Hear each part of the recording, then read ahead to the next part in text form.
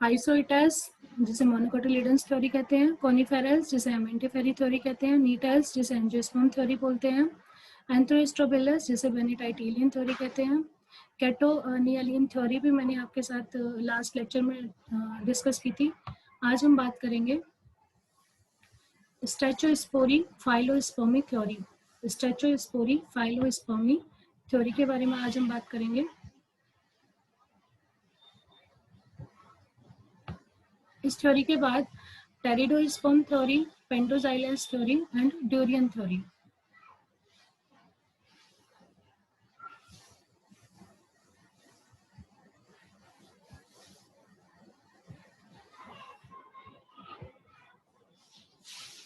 स्टैचोस्पोरी phyllospermy theory को साइनी ने बताया था इस थ्योरी के बारे में।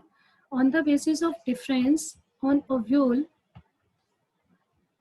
Position borne on stem, Sahni ने ये कहा था इस थ्योरी के रिगार्डिंग कि जो ओव्यूल स्टेम के ऊपर बॉर्न होते हैं उसे स्टैचोस्पोरी कहते हैं, और जो ओव्यूल लीव्स के ऊपर बॉर्न होते हैं उन्हें फाइलोस्पर्मी कहते हैं। ठीक है, इस थ्योरी को साइनी ने प्रपोज किया।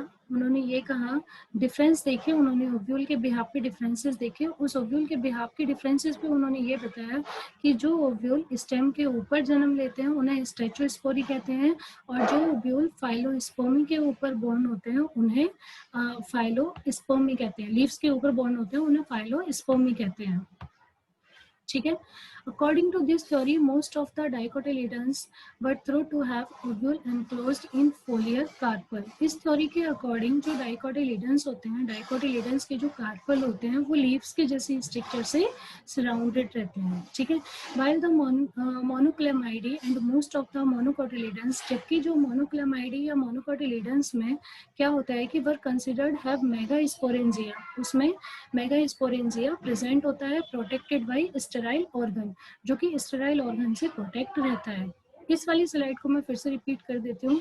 इस थ्योरी को साइनी ने बताया, किसके भी यहाँ पे बताया, स्टैचोस्पोरी फाइलोस्पर्मी थ्योरी क्यों कहा गया, क्योंकि ओव्यूल का उन्होंने अरेंजमेंट देखा। अगर ओव्यूल स्टेम के ऊपर बॉर्न हो रहा है तो उसे स्टैचोस्पोरी बोला गया, और अगर ओव्यूल लीव्स के ऊपर बॉर्न हो रहा है तो उसे फाइलोस्पर्मी थ्योरी बोला गया। ठीक है, और इस साइनी के साथ साथ इस थ्योरी को बाद में रीडिफाइन और एक्सप्लेन किया लाम ने। This theory later redefined and expanded by Lam. इस थ्योरी के अकॉर्डिंग क्या हुआ कि जो डाइकोटिलिडन्स होते हैं, डाइकोटिलिडन्स एक फोलियर कार्पल से एनक्लोज रहते हैं। कार्पल्स में जो कार्पल होते हैं वो लीफ के जैसे स्ट्रक्चर से एनक्लोज यानी कि ढके हुए रहते हैं, जबकि जो मोनोक्लेमाइडी और मोनोकोटिलिडन्स में मेगास्पोरेंजिया होता है और वो मेगास्पोरेंजिया स्टेराइल ऑर्गन से कवर रहता है। This theory was however considered valueless by Ames, लेकिन जो एम्स नाम के साइंटिस्ट थे इस थ्योरी को उन्होंने वैल्यूलेस कर दिया। उन्होंने कहा कि ये इस थ्योरी का कोई मतलब ही नहीं है। As comparative morphology and anatomy show that all ovule are borne on appendages in angiosperm। उन्होंने कहा कि जो मॉर्फोलॉजी और जो एनाटॉमी होती है सभी ओव्यूल की, वो एंजियोस्पर्म की जो एक अलग स्ट्रक्चर होती है, जो अलग स्ट्रक्चर होती है, अलग ब्रांचेस होती है, उस पे बॉर्न होते हैं। ठीक है, इस एम्स ने ये बात बोली।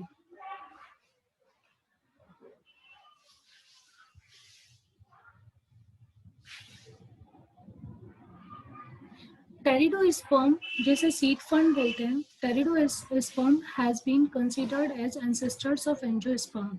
टेरिडो ये बात थी यहाँ तक था ये स्टैचोस्पोरी फाइलोस्पर्मी थ्योरी का। ठीक है, स्टैचोस्पोरी फाइलोस्पर्मी थ्योरी का अगर एक कंक्लूजन निकलता है तो हम जो इसका कंक्लूजन होगा वो ये होगा कि इस थ्योरी को साइनी ने बताया था, और साइनी ने किसके बिहाफ पे बताया, ओव्यूल के बिहाफ पे बताया। साइनी ने ये बोला कि जो ओव्यूल स्टेम के ऊपर बॉर्न होते हैं उन्हें स्टैचोस्पोरी कहते हैं, और जो ओव्यूल लीव्स के ऊपर बॉर्न होते हैं उन्हें फाइलोस्पर्मी कहते हैं, जिसे बाद में लाम ने भी रीडिफाइन करके एक्सप्लेन किया।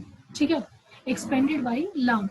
और लाम ने ये कहा कि ये जो मोस्ट ऑफ द डाइकोटिलीडन्स जो होते हैं वो एक फॉलियर कार्पल से ढके हुए रहते हैं, जो जिनके एंजियोस्पर्म के जो ओव्यूल होते हैं वो फॉलियर कार्पल से ढके हुए रहते हैं चारों तरफ से, जबकि जो मोनोक्लेमाइडी या मोनोकोटिलीडन्स होते हैं उनमें उनके अंदर मेगास्पोरेंजिया होता है जो स्टेराइल ऑर्गन से प्रोटेक्ट रहता है, स्टेराइल ऑर्गन से प्रोटेक्ट रहता है। उसके बाद क्या हुआ, इस थ्योरी को जो एम्स नाम के साइंटिस्ट थे उन्होंने वैल्यूलेस बता दिया। उन्होंने कहा कि ऐसा कुछ नहीं होता है। इसके कंपैरिजन में उन्होंने ये कहा कि जो ओव्यूल की एनाटॉमी जो होती है, मॉर्फोलॉजी और जो एनाटॉमी होती है, वो एंजियोस्पर्म में एक अलग ब्रांच जैसी स्ट्रक्चर होती है, डिफरेंट ब्रांच जैसी एक अपेंडेसिस होती है, उसके वहां पर जो ओव्यूल होते हैं वो बॉन्ड करते हैं। ठीक है, तो स्टैचोस्पोरी फाइलोस्पर्मी थ्योरी के बाद आती है टेरिडोस्पर्म थ्योरी। टेरिडोस्पर्म थ्योरी, टेरिडोस्पर्म को सीड फंड भी बोला गया। टेरिडोस्पर्म या सीड फंड have been considered as ancestors of angiosperm. उन्हें क्या बताया गया कि ये एंसेस्टर्स ऑफ एंजियोस्पर्म है by the large number of phylogenetics such as Andrew, Arnold and Cronquist, Long and Thomas। Scientist के नाम क्या क्या है? जिस थ्योरी को टेरिडोस्पर्म को एंसेस्टर्स ऑफ एंजियोस्पर्म बोला गया वो साइंटिस्ट थे Andrew, enrolled, Cronquist, Long and Thomas। ठीक है, this theory is based on the following characters which are enough to bring seed fund closest to the angiosperm। इस थ्योरी में जो कुछ कैरेक्टर्स थे जो ये बताने के लिए काफी थे कि जो टेरिडोस्पर्म है वो एंजियोस्पर्म के रिलेटेड है। क्या क्या थे वो? कुछ some characters like that reticulate venation, means leaves के ऊपर जो जाली जैसी स्ट्रक्चर होती है उसे रेटिकुलेट वेनिशन कहते हैं। मोनोपोडियल ब्रांचिंग, मोनोपोडियल ब्रांचिंग मतलब एक स्टेम निकल रहा है, उस एक स्टेम से बहुत सारे स्टेम अराइज हो रहे हैं। ठीक है, उसे बोलते हैं monopodial branching. And cambium, cambium इन तीनों की प्रेजेंसी पे ये बताया गया कि जो टेरिडोस्पर्म है वो एंजियोस्पर्म के बिल्कुल समीप है, यानी कि एंसेस्टर्स ऑफ एंजियोस्पर्म हम उसे बोल सकते हैं।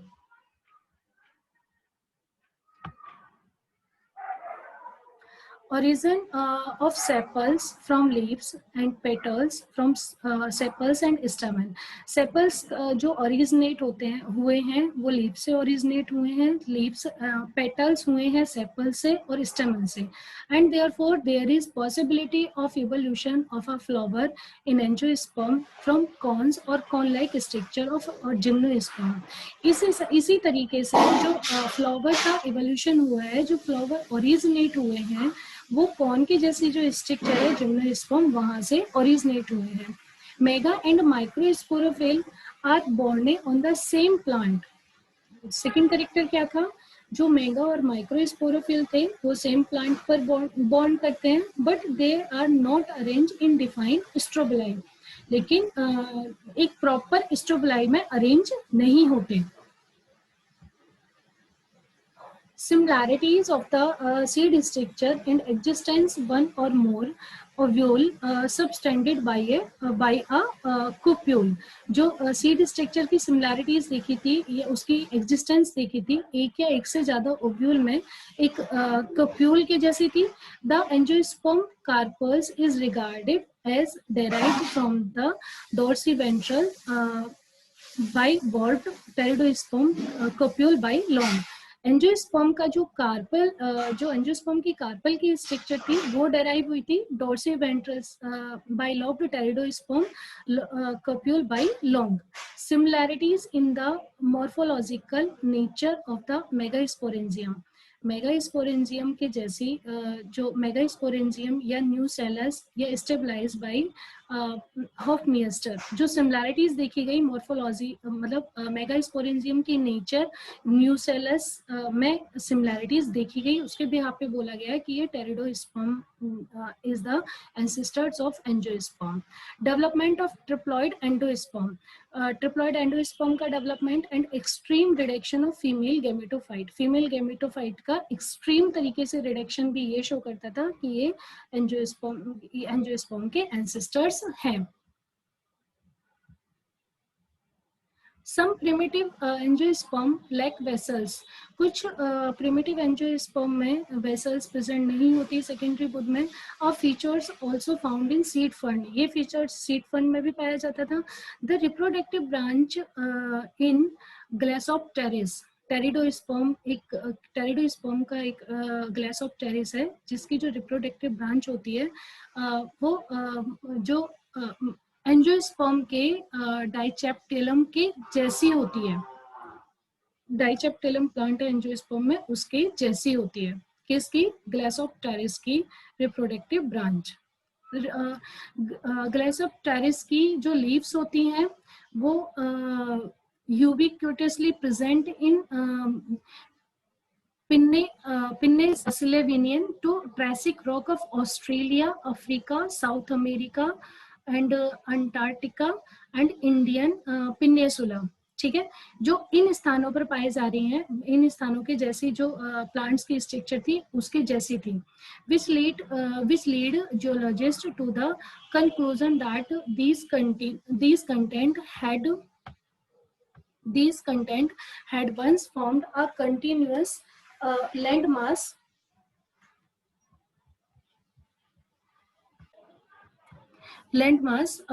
Gondwana land.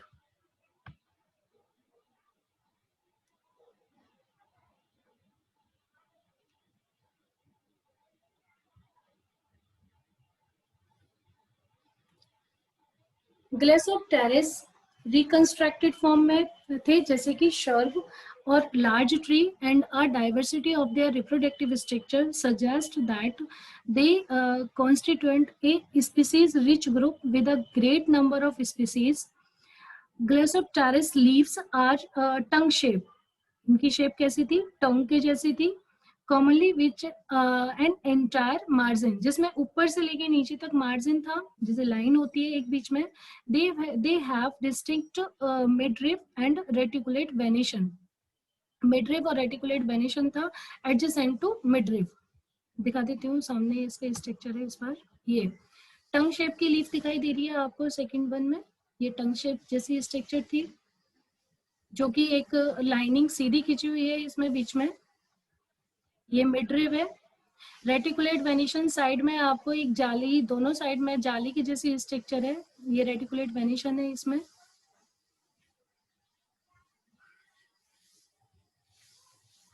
Leaves are borne on spiral और वर्ल्ड. लीफ जो बॉर्न होती थी या तो स्पाइरल फॉर्म में या चक्रादार फॉर्म में बॉर्न होती थी. प्रोबेबली ऑन शॉर्ट शूट और शॉर्ट शूट यानी कि शॉर्ट तनी के ऊपर बॉर्न होती थी. बेसिकली बहुत पोलन एंड ओव्यूलेट स्ट्रक्चर. और कैसी होती थी? ओव्यूलेट स्ट्रक्चर की जैसी होती थी. Are borne separately on adaxial side of a more or less modified Glassopteris leaf. In the case of ovulate fructification, ovule are arranged on dorsiventral structure that has been variously called capitulum, megasporophyll और cupule. Ovule फ्रूटिफिकेशन की बात करते हैं तो जो ovule था वो डॉर्सीवेंट्रल structure, डॉर्सीवेंट्रल यानी कि जो इनर साइड की स्ट्रक्चर थी उसके ऊपर प्रेजेंट था, जिसे कैप्टिक्यूलम बोला गया. कैप्टिक्यूलम, मेगास्पोरोफिल या कोप्यूल नाम उसे दिया गया. इसकी स्ट्रक्चर ऐसी थी. किसकी? ग्लासोप्टेरिस के ओव्यूल की. और जो लीफ की स्ट्रक्चर थी वो कैसी थी? वो शॉर्ट शूट के ऊपर प्रेजेंट थी. शॉर्ट शूट के ऊपर प्रेजेंट थी, स्पाइरल या वर्ल्ड फॉर्म में. ठीक है, या फिर सेपरेटली मोर और लेस मॉडिफाइड ग्लासोप्टेरिस लीफ की फॉर्म में प्रेजेंट थी. On the basis of this and other evidence, Malveli has proposed a new theory regarding the origin of angiosperm. ठीक है, टेरिडोस्पर्म थ्योरी तो ग्लासोप्टेरिस के भी यहाँ पे उन्होंने दे दी, लेकिन मालवेली एक और साइंटिस्ट आए. मालवेली ने कहा कि इस थ्योरी को एक न्यू नाम दिया. इस थ्योरी को एक न्यू नाम दिया मालविली ने. Melville has proposed a new theory regarding the origin of angiosperm flower known as gonophyll theory. किसके बिहाफ पे नाम दिया उन्होंने? एंजियोस्पर्म फ्लावर के, ओरिजिन ऑफ एंजियोस्पर्मिक फ्लावर के बिहाफ पे नाम दिया, जिसका और क्या नाम दिया? गोनोफाइल थ्योरी उसे नाम दिया. Advocate of the glossopteris origin theory proposed the Glossopteris vegetative leaf to be homologous with the angiosperm carpel and the megasporophyll with the outer integument of an angiosperm seed based on some peculiar specimen with axillary borne seed. जब इस theory के बारे में बताया गया तो इस theory के बिहाफ पे जो ग्लोसोप्टेरिस ओरिजिन थ्योरी थी उसे जब प्रपोज्ड किया गया तो ग्लोसोप्टेरिस के जो वेजिटेटिव लीफ के करेक्टर होते हैं वो होमोलोगस होते हैं, एक जैसे होते हैं एंजियोस्पर्मिक कार्पेल के जैसे, एंड द मेगास्पोरोफिल और मेगास्पोरोफिल के जैसे होते हैं. और मेगास्पोरोफिल में क्या होता है? Outer integument of an angiospermic seed.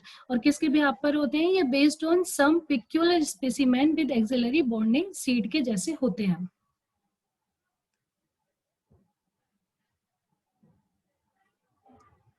ये कॉमन रिप्रोडक्टिव स्ट्रक्चर है ग्लेसोप्टेरिस की. ये फर्स्ट ए पे जो रिप्रोडक्टिव स्ट्रक्चर है ये है डेनकोनिया की, ओव्यूलेट स्ट्रक्चर है.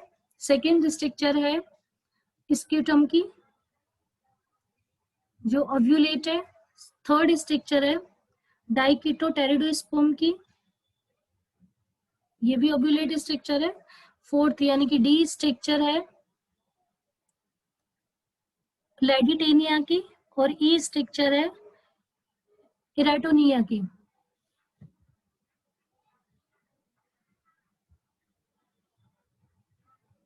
इस थ्योरी की सिमिलैरिटीज के आधार पर however there are two serious objection of this theory. इस थ्योरी की सिमिलैरिटीज के साथ साथ कुछ ऑब्जेक्शंस भी आए.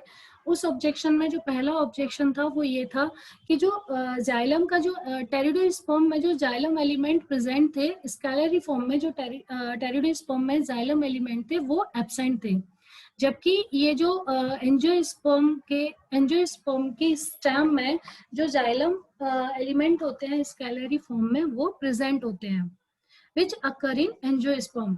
जो एंजियोस्पर्म, क्योंकि एंजियोस्पर्म में जाइलम पाया जाता है, आप लोगों को पता है एंजियोस्पर्म में जाइलम स्केलरी फॉर्म में पाया जाता है, ये भी पता है आपको. ये स्ट्रक्चर टेरिडोस्पर्म में एब्सेंट मिली. ठीक है.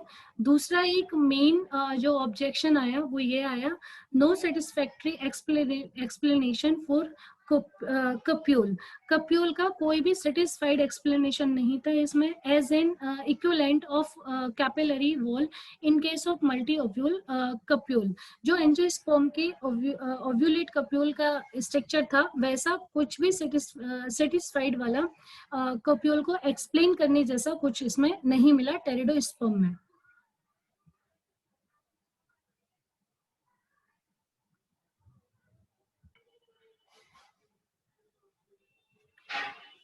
जो मैंने दो ऑब्जेक्शन बताए जिसमें से पहला ऑब्जेक्शन था कि जाइलम की जैसी स्ट्रक्चर एब्सेंट थी, और दूसरा ऑब्जेक्शन था कि जो कप्यूल में एक्सप्लेनेशन था वो सेटिस्फैक्ट्री नहीं था. इन दोनों ऑब्जेक्शन के बिहाफ पे the similarities found between the pteridosperm and angiosperm suggest that angiosperm have some very close connection with pteridosperm. दो ऑब्जेक्शन है लेकिन बहुत सारी सिमिलैरिटीज हैं. उन सिमिलैरिटीज के बिहाफ पे एक कंक्लूजन ये निकल के आया कि जो एंजियोस्पर्म है वो टेरिडोस्पर्म के बहुत ज्यादा क्लोज है. Due to the absence of any direct evidence there is a growing tendency among phylogenetics the acceptance of pteridospermic ancestors of angiosperm at least tentatively. That means इसे बोला जा सकता है it is ancestors of angiosperm, but correct नहीं है. Fine क्यों correct नहीं है? क्योंकि जो डायरेक्ट एविडेंस है वो उसमें प्रेजेंट नहीं है, और जो दो मेन चीज होनी चाहिए प्रेजेंट वो भी नहीं है. लाइक दैट जाइलम का जो अरेंजमेंट है वो, और कप्यूल का जो अरेंजमेंट है वो.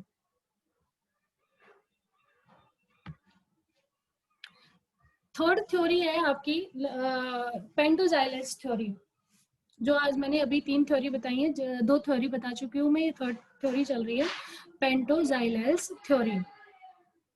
पेंटोजाइलेस थ्योरी को किसने दिया था? म्यूसी ने 1961 में दिया था। म्यूसी 1961 कंपेयर्ड पेंडानस, पेंडानस क्या था? एक मोनोकॉट। कंपेयर्ड पेंडानस विद पेंटोजाइलेल्स, पेंडानस को पेंटोजाइलेल्स के साथ कंपेयर किया गया।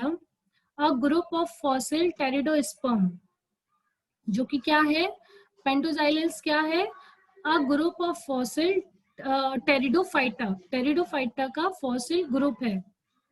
जैसे कि ग्लेसोप्टेरिस फोलिएज में होता है, ग्लेसोप्टेरिस फोलिएजिस की तरह ही पेंटोजाइलेल्स को is also a Gondwana taxon, इसे भी गोंडवाना टेक्सॉन का नाम दिया गया है, which has been found in India, Australia and New Zealand, जो कहाँ कहाँ पाया जाता है? इंडिया, ऑस्ट्रेलिया और न्यूजीलैंड में पाया जाता है। It takes its name from the 5 bases of wood that characterized its stem.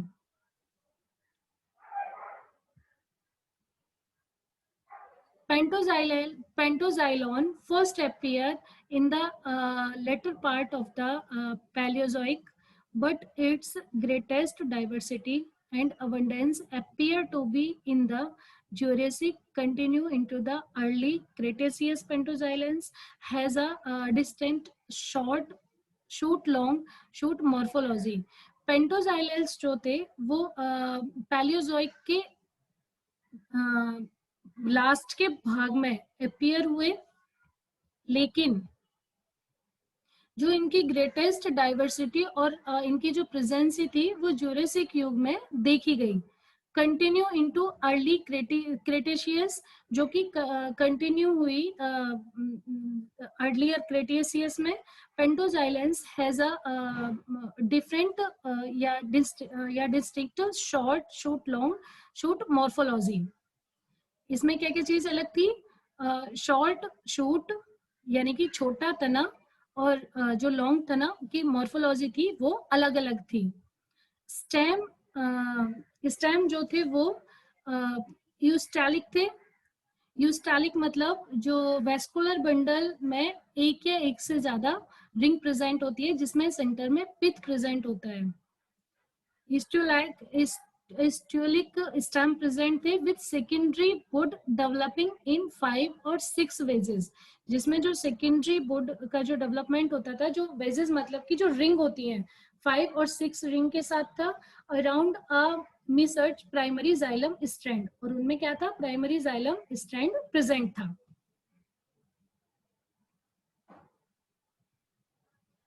foliage arise from short shoot, जो foliage arise होता था short shoot से arise होता था, where leaf scar are commonly visible. Leaf scar की जैसी जो structure थी कॉमनली मतलब सामान्यतः दिखाई देती थी। ये है पेंटोजाइलेस। पेंटोजाइलॉन में रिकंस्ट्रक्शन ऑफ होल प्लांट, ये कंप्लीट प्लांट दिया गया है। यहाँ बीच में आप देख पा रहे होंगे स्टेम में जो स्ट्रक्चर दिखाई दे रही है, स्टेम की जो स्ट्रक्चर है, जिसमें आपके बीच में वेस्कुलर बंडल के चारों तरफ की जो स्ट्रक्चर है ये।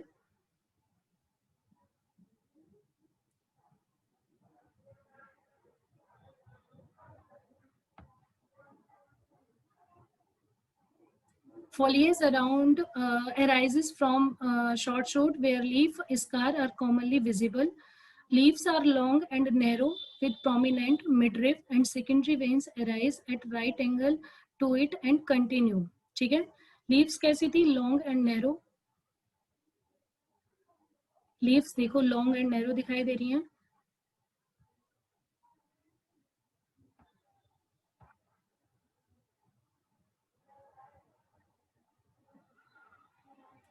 मिडरिब भी वहां पे प्रेजेंट है। Secondary veins arise at right angle. Secondary veins यानी कि जो रेटिकुलेट वेनिशन जैसे जो स्ट्रक्चर होती है, एक वेन्स होती है जो मिडरिप होती है, वो मेन वेन्स होती है। उसके बाद जो साइड में वेन्स प्रेजेंट रहती हैं उन्हें सेकेंडरी वेन्स कहते हैं। Secondary vein arise at right angle to it and continuous, लगातार थी वो। Unbranched till the leaf margin, और लीफ मार्जिन तक अनब्रांचिंग था। Pentoxylon does not have bisexual reproductive structure like many other membrane members of anthophyte clade. Anthophyte clade की तरह इसमें bisexual reproductive structure present नहीं थी। Ovule bearing structure ovule bearing structure are arranged into strobili. Strobili में ovule थे, स्ट्रोबलाई में जो ovule थे वो स्ट्रक्चरली अरेंज थे, which are attach to short shoot. और किससे अटैच थे? शॉर्ट शूट से अटैच थे। देख पा रहे हो आप इसे? बी स्ट्रक्चर में दो ओव्यूल ऊपर की साइड है, दो ओव्यूल इनर साइड है, जो कि शॉर्ट शूट से अटैच हैं और स्पाइरली तरीके से अटैच हैं। ये चक्राधार फॉर्म में, जिसे आप बोल सकते हो, स्पाइरली तरीके से अटैच हैं। individual cupule almost completely enclose a single ovule, the integument of which is composed of an inner sclerine chimatized layer and a fleshy outer layer. C part देखते हैं हम इसका।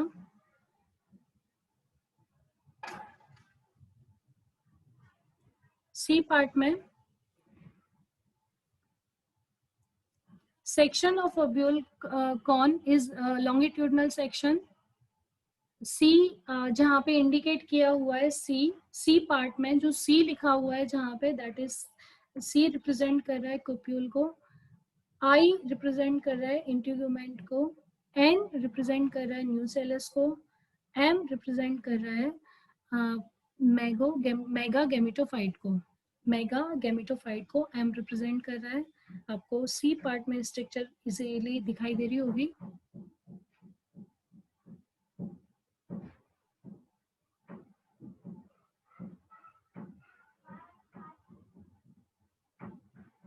तो ओव्यूल की जो स्ट्रक्चर थी वो स्ट्रोबलाई में arrange aggregated into strobili which are attached to short shoot, जो शॉर्ट शूट से अटैच थे। Individual cupule almost completely enclose a single ovule, integument of which is composed of inner sclerine chimatized layer and a fleshy outer layer. Pollen grain are also borne in cluster on short shoot। उसी shoot पर pollen grain भी produce हो रहे थे। पेंटोजाइलस theory में Meucci ने इसे discover किया था। तो म्यूसी ने 1961 में एक लिस्ट दी जिसमें number of common features present थे बिटवीन पेंडानस एंड पेंटोजाइलॉन। पेंडानस एंड पेंटोजाइलॉन, पेंडानस और पेंटोजाइलॉन में के जो कॉमन फीचर्स थे वो क्या क्या थे? बोथ मेंबर आर इरेक्ट और सब इरेक्ट डाइसियस प्लांट। ये दोनों मेंबर या तो सीधे या फिर सब इरेक्ट डाइसियस प्लांट थे, जिसमें सिलेंड्रिकल या सिलेंडर स्टेम प्रेजेंट था, बेलनाकार। बोथ पेयर टर्मिनल टफ्ट और स्टार शेप लीफ। टर्मिनल या स्टार शेप्ड लीफ इसमें प्रेजेंट थी और स्पाइरल अरेंजमेंट के साथ प्रेजेंट थी। इनफ्लोरेसेंस जो था दोनों मेंबर में are borne among the leaves, leaves के साथ प्रेजेंट था, और on short lateral branch on the axil of scaly bract. In both cases, peduncles of inflorescence contain tracheids with spiral thickening and border fitting. जो पेंडालिस था, पेंडालिस में जो पेंड्यूकेल का जो इन्फ्लोरेसेंस था उसमें ट्रैकिड्स और स्पाइरल बॉर्डर पिट प्रेजेंट थे। The seed are enclose in a fleshy layer called sarcotesta. जो सीड था फ्लैसी लेयर में कवर्ड था, जिसे सार्कोटेस्टा बोला गया, and a seed coat consist of 2 layer, और सीड कोट में 2 लेयर प्रेजेंट थी। Both bear seed with copious endosperm and with minute embryo. Copious endosperm present था और माइन्यूट एम्ब्रियो स्ट्रक्चर के साथ था। इन सिमिलैरिटीज के आधार पर Meeuse considered pentoxylales as ancestors of angiosperm. Meeuse ने बोला कि जो पेंटोजाइलेल्स हैं वो एंसेस्टर्स ऑफ एंजियोस्पर्म में कंसीडर किए गए हैं। He proposed that pandanus is a direct descendant of a group of plant particularly identical with pentoxylelles। उन्होंने ऐसा बोला कि जो पेंडानस होता है वो आइडेंटिकल होता है पेंटोजाइलेल्स के जैसा। However, in spite of these resemblance, इन रिजेम्बलेंस के साथ साथ authors like Pant and Kidwai, नाम नोट कर लेना इन दोनों साइंटिस्ट के कौन कौन थे, Pant and Kidwai, hold that they could equally to be the result of parallel evolution। That means against आके खड़े हो गए। कौन? पेंट एंड किडवाई। पेंट एंड किडवाई ने ये बोला कि ये जो रिजेम्बलेंस आ रहा है ये मे बी पॉसिबल कि एवोल्यूशन के हिसाब के वजह से आ रहा हो। दैट मीन्स उन्होंने, उनका कहने का मतलब यही था कि पेंटोजाइलेल्स थ्योरी जो है वो एंसेस्टर्स ऑफ एंजियोस्पर्म नहीं है। ठीक है, फिर नेक्स्ट आती है लास्ट थ्योरी आपकी, the durian theory. The durian theory, durian theory में साइंटिस्ट हैं, नहीं, ड्यूरियन थ्योरी में एक प्लांट का नेम है Durio zibethinus. Durio zibethinus, Durio zibethinus a member of Bombacaceae from Burmese and Malayan forest was considered by Corner. Durian theory को किसने propose किया था? कॉर्नर ने प्रपोज किया था। कौन से ईयर में प्रपोज किया था? 1949 में प्रपोज किया था। किसके ड्यूरियन नाम क्यों रखा गया? क्योंकि ड्यूरियो जेबेथिनस बॉम्बेसी का एक मेंबर है जो कि बर्मेसी से निकला है एंड मेलाइन फॉरेस्ट से निकला है। ठीक है, as the only surviving member of primitive angiosperm. ये जो ड्यूरियो जेबेथिनस है वो एक प्रिमिटिव एंजियोस्पर्म है जो कि केवल एक ये ही एक मेंबर है जो सरवाइव कर रहा है। ठीक है, इसीलिए उन्होंने इस प्लांट के नेम पर ही ड्यूरियन थ्योरी का नाम दिया। क्यों? कौन से साइंटिस्ट ने? कॉर्नर ने 1949 में।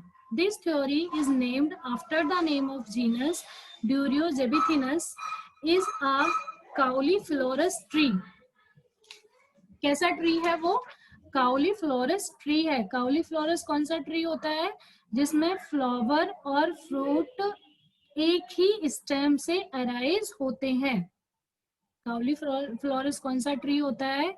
ये वो ट्री होता है जिसमें flower and fruit arise from their main stem और बॉडी ट्रंक। ठीक है ना? तो जो ड्यूरियो जेबिथेनस था वो एक काउलीफ्लोरस ट्री था with large coloured loculicidal spiny capsule जिसमें प्रेजेंट थे एंड फ्लैशी एरिलेट सीड जिसमें प्रेजेंट थे।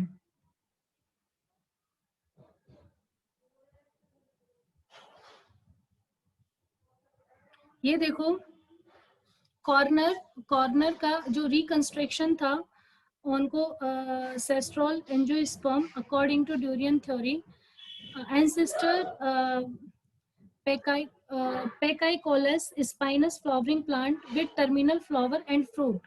टर्मिनल फ्लावर एंड फ्रूट के साथ ए प्रेजेंट है, बी में प्रिमिटिव फ्रूट एंड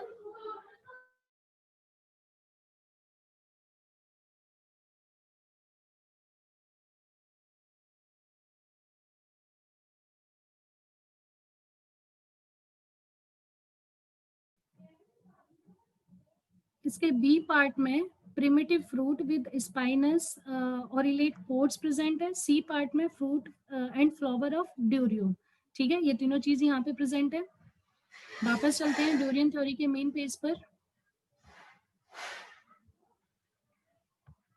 ड्यूरियो ज़ेबिथिनस जो कि बॉम्बेसी का मेंबर है, बर्मेसी एंड मेलाइन के फॉरेस्ट से जो एराइज हुआ है। कॉर्नर ने इसे 1949 में प्रपोज्ड किया या फिर बताया इसके बारे में, क्योंकि ये एक प्रिमिटिव एंजियोस्पर्म का एक इकलौता ही सर्वाइवल मेंबर है।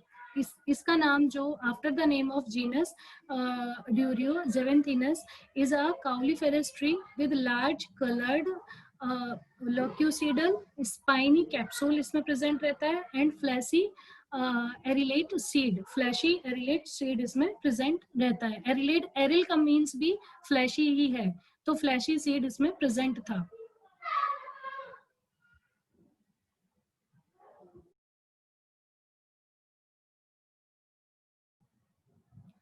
अकॉर्डिंग टू कॉर्नर के अकॉर्डिंग क्या था कि जो arillate genera are found in about 45 families of angiosperm.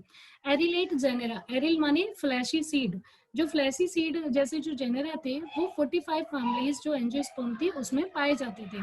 Mostly distributed in the tropics like Durio and within these arillate families, जो ज्यादातर डिस्ट्रीब्यूटेड थे ट्रॉपिक लाइक डोरियोज में within their arylate families.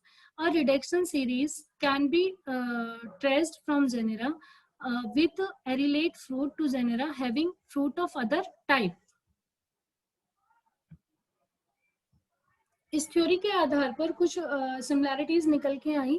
According to this theory the primitive angiosperm, जो primitive angiosperm होते हैं वो मीजोफाइटिक होते हैं, ट्रॉपिकल होते हैं डिस्ट्रीब्यूशन में, साइकेड के जैसी ट्री की हैबिट होती है, कंपाउंड्स लीव्स होती हैं, प्रोबेबल मोनोकार्पिक होते हैं, have a large terminal cluster और एरिलेट फॉलिकल्स उसमें प्रेजेंट होते हैं।